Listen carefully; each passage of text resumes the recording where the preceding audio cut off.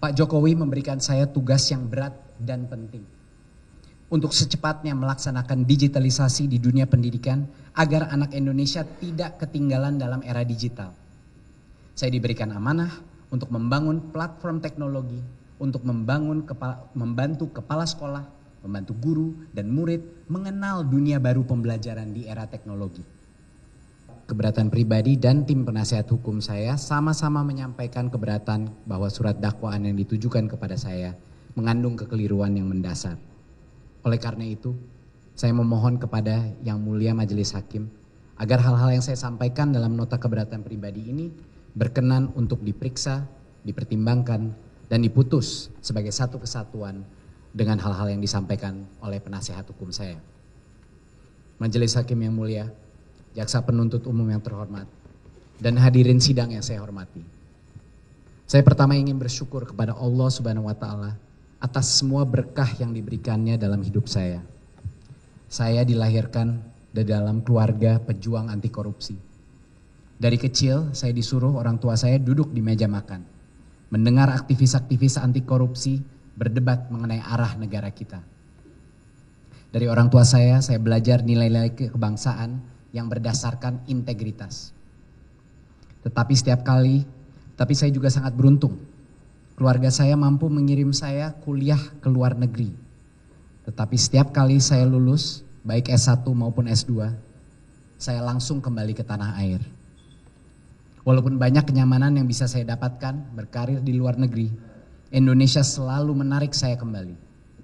Memang Indonesia punya banyak masalah, tetapi di dalam permasalahan itulah saya merasa bisa berkontribusi. Banyak orang tidak tahu sejarah Gojek yang penuh dengan keringat dan tetes air mata.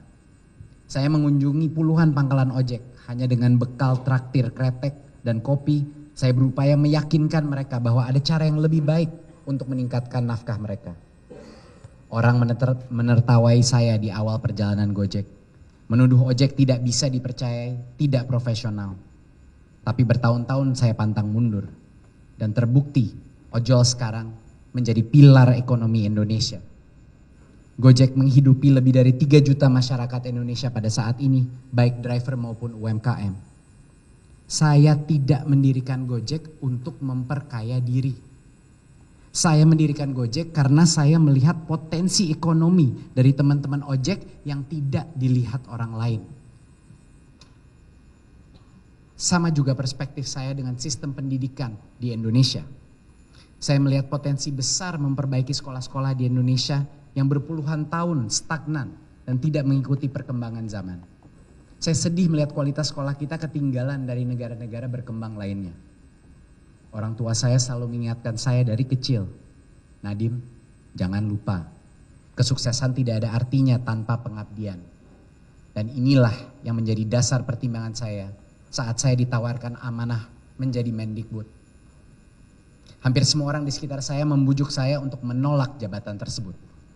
Mereka takut saya akan dihujat karena perubahan pasti akan dilawan. Mereka takut saya akan diserang karena saya tidak punya dukungan partai politik.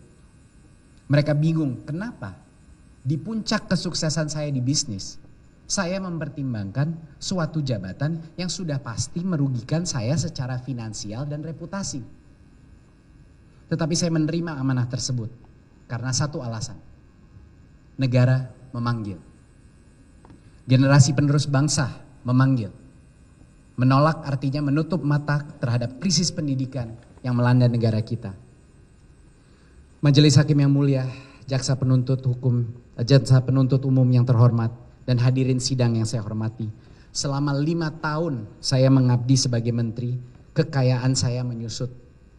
Hilanglah kesempatan saya mendapatkan saham tambahan yang diberikan kepada para pimpinan Gojek setelah saya keluar. Hilanglah gaji besar saya. Hilanglah ketenangan batin saya.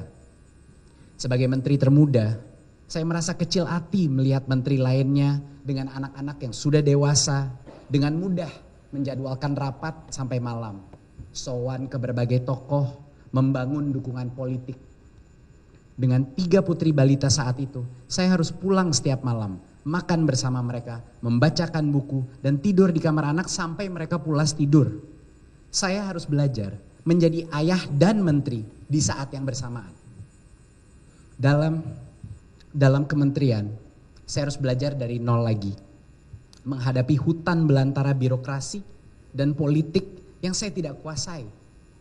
Semua kenyamanan sebelumnya saya lepas dengan ikhlas untuk mencoba memperbaiki masa depan anak-anak Indonesia. Mata saya tidak tertutup. Saya tahu saya mungkin gagal. Saya tahu saya bisa dikorbankan.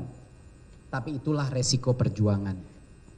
Karena saya tidak menguasai bidang birokrasi, bidang pendidikan maupun politik, maka saya harus cepat belajar dari orang-orang yang kenal dunia pendidikan, yang kenal birokrasi, tetapi memiliki integritas. Karena inilah saya mengumpulkan tim muda yang idealis dan kompeten sebagai staf khusus saya. Pak Jokowi memberikan saya tugas yang berat dan penting untuk secepatnya melaksanakan digitalisasi di dunia pendidikan agar anak Indonesia tidak ketinggalan dalam era digital. Saya diberikan amanah untuk membangun platform teknologi, untuk membantu kepala sekolah, membantu guru dan murid mengenal dunia baru pembelajaran di era teknologi.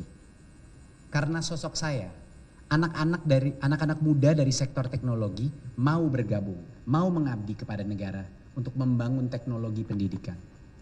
Mereka pun mengorbankan karir dan keuangan mereka untuk bergabung dalam perjuangan saya. Sarana TIK seperti laptop, proyektor, dan wifi router menjadi keniscayaan untuk bisa memanfaatkan semua aplikasi yang dikembangkan, termasuk asesmen nasional berbasis komputer atau ANBK. Dan saat COVID-19 melanda negeri, di mana sekolah di Indonesia ditutup hampir 2 tahun, kebutuhan untuk pembelajaran berbasis IT menjadi lebih urgen lagi. Inilah dasar dari program digitalisasi pendidikan, visi besar Pak Presiden Joko Widodo yang menjadi amanah saya sebagai menteri. Selama 5 tahun, kapal besar pendidikan mulai bergerak. Berkat akselerasi teknologi, 1 juta guru honorer bisa diangkat menjadi P3K dan mendapat nafkah yang layak. Sertifikasi PPG guru juga lebih mudah diraih secara online. 2 juta guru mengunduh aplikasi platform Merdeka Mengajar untuk melakukan pelatihan kurikulum mandiri gratis yang menghemat triliunan anggaran pelatihan. 100.000 guru penggerak terekrut dan dilatih secara online dan ratusan ribu mahasiswa bisa menemukan semester magang di industri dan di luar negeri melalui platform Kampus Merdeka. Semua itu berkat teknologi.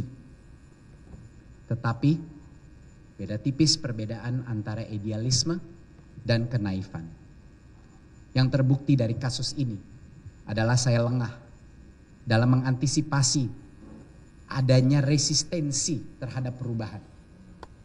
Bersama saya, anak-anak muda yang idealis dan berani masuk ke dalam kementerian penuh dengan semangat, tanpa menyadari perlawanan sengit yang akan kami hadapi.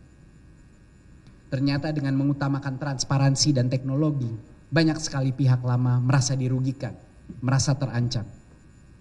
Kasus ke saya bukan kasus pidana, melainkan narasi gesekan antara kelompok baru yang inginkan perubahan dan kelompok pemain lama yang ingin mempertahankan status quo. Inilah mengapa isi dakwaan tidak bertumpu pada fakta dan bukti pidana, melainkan narasi saksi-saksi yang dirancang agar persepsi bahwa tim saya memaksa, mendorong suatu keputusan atas perintah saya.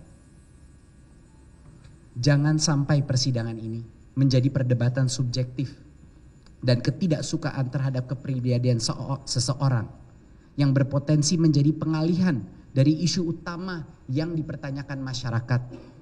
Apa tindakan pidananya? Majelis Hakim yang mulia, jaksa penuntut umum yang share like a comment, subscribe, share like a comment, subscribe, share like a comment, subscribe, share like a comment, subscribe, share like a comment.